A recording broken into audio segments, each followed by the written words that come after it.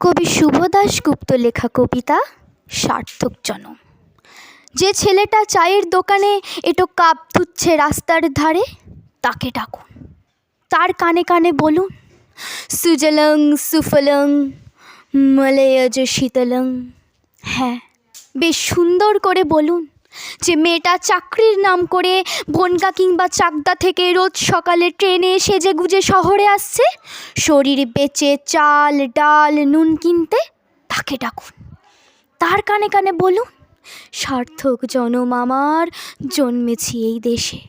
যে ছেলেটি লটারির টিকিট নিয়ে দরজায় দরজায় ঘুরছে আর বলছে, বিশ্বাস করুন আমি ভদ্রলোক, আজ 10 বছর হলো আমার কারখানা বন্ধ, লক আউট, তাকে ডাকুন, তার কানে কানে বলুন, বলো বলো বলো সবে, শতবিনা বেনু রবে, ভারত আবার জগৎ সভায় শ্রেষ্ঠ আসন লবে।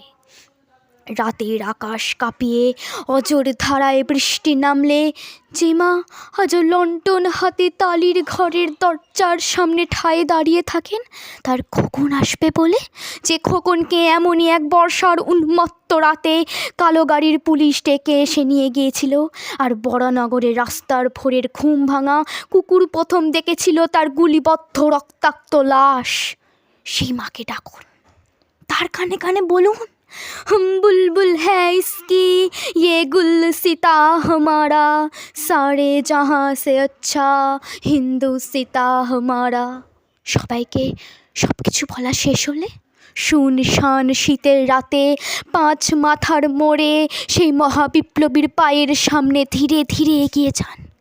ফাঁকা রাস্তার রাতের বাতাসে কান পাতুন, শুনতে পাবেন সেই বিপ্লবী পুরুষের বজ্রকণ্ঠ, আমি তোমাদের কাছে রক্ত চেয়েছিলাম তোমাদের স্বাধীনতা এনে দেব বলে, আমি পারিনি, কিন্তু আমি আমার সমস্ত জীবন উৎসর্গ করেছি, আর তোমরা ধন্যবাদ।